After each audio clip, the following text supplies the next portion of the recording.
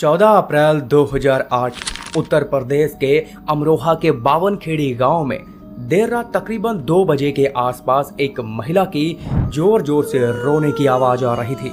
पड़ोसियों की नींद खुली तो वे सभी उसके मुख्य दरवाजे पे जा पहुंचे, लेकिन दरवाजा अंदर से बंद था।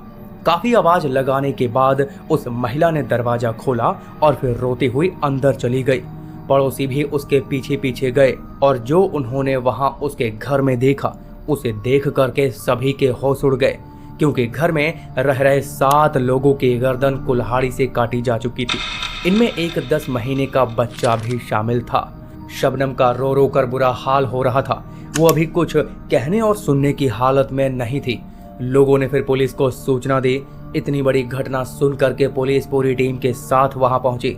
सुबह होते होते गांव में भारी पुलिस बल तैनात कर दिया गया। यह घटना इतनी भयानक थी कि उस समय के मुख्यमंत्री मायावती जी को भी शबनम से मिलने के लिए आना पड़ा और उन्होंने उसे 5 लाख रुपए मुआवजे के रूप में देने की घोषणा की। लेकिन अभी इस घटना के पीछे का सच जानना बाकी था कि यह सब किसने और क्यों किया है, जो कि ये तो आगे की जांच और पोस्टमार्टम की रिपोर्ट से ही पता चलने वाला था। और जो सच्चाई सामने निकल करके आने वाली थी वो सच में आप सभी के होश उड़ाने के लिए काफी है। एक ही परिवार के 7 लोगों की हत्या हो गई और एक लड़की केवल बची हुई। जब इतने मर गए ये कैसे बचे? तो अब इस घटना को समझने के लिए आप सभी को हर एक पहलू पर ध्यान देना पड़ेगा।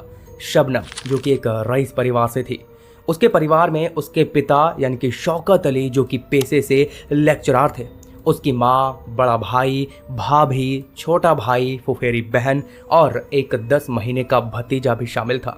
यह परिवार बहुत ही नामी और इज्जतदार था और पूरे गांव में उनकी बहुत इज्जत थी। शबनम ने डबल एमए कर रखी थी और अभी तक उसकी शादी नहीं हुई थी। तो अब 14 अप्रैल 2008 की उस रात जब पुलिस शबनम से पूछताछ करती है तो शबनम ने बताया कि रात को डाकू पीछे की दीवार टाप करके घर में घुसे और वो इन सबको मार करके घर के मेन दरवाजे से बाहर भाग गए। मैं छत पर सो रही थी, शायद इसीलिए बच गई।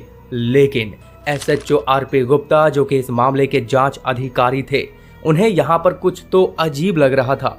उन्होंने देखा कि सभी की लाशें ऐसी पड़ी थी जैसे कि वे सभी आराम से सो रहे हों। यहाँ पर संभव था कि उन पर बेहोशी की हालत में ही किसी ने वार किया हो। फिर पुलिस वालों को पूछताछ के दौरान पता चला कि जब पड़ोसी वहां पहुंचे थे तो दरवाजा अंदर से बंद था, जबकि शबनम ने तो कहा था कि डाकू दीवार टाप कर आए और फिर मुख्य दरवाजे से भाग गए। तो फिर बाद में दरवाजा किसने बंद किया? तो यहीं से उसके ऊपर शक की सुई घूम गई।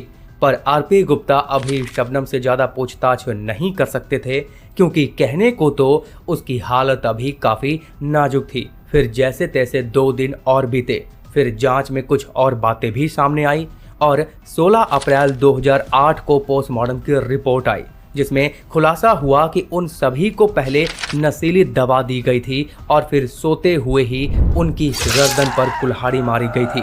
केवल 10 महीने के बच्चे का गला घोटा गया था। सबसे बड़ी बात यहाँ पर यह थी कि अगर सभी को नशीली दवा दी गई थी तो शबनम कैसे बच गई।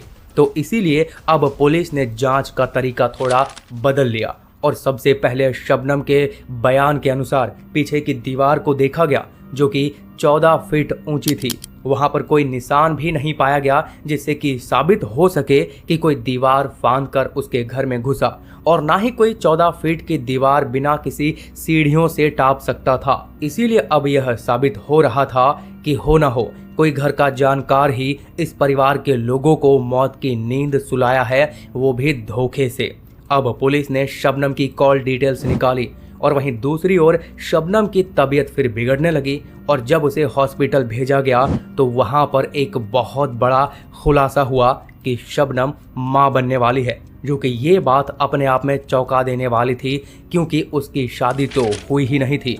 फिर कॉल डिटेल से पता चला कि 14 अप्रैल की देर रात को 50 से भी ज्यादा बार शबनम और सलीम ने दोनों ने एक दूसरे को कॉल किया था और फिर घटना के 1 घंटे तुरंत बाद ही फिर से उन दोनों में बात हुई थी और फिर 18 अप्रैल 2008 को सलीम पकड़ा गया था और उसने पूछताछ के दौरान अपना गुनाह भी कबूल कर लिया और फिर उसके बाद शबनम को भी पकड़ के थाने लाया गया और उससे पूछताछ की गई।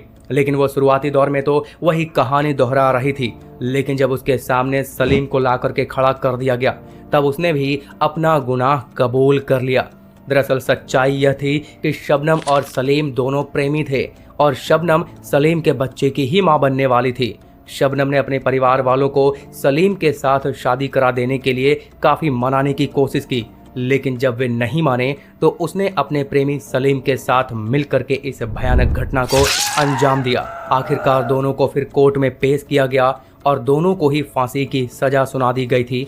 इस सजा को 2010 में सुनाया गया था।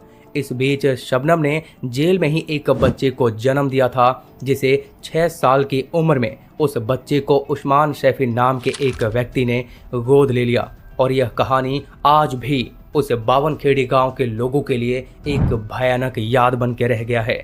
मुलाकात होगी एक और अगले एपिसोड में।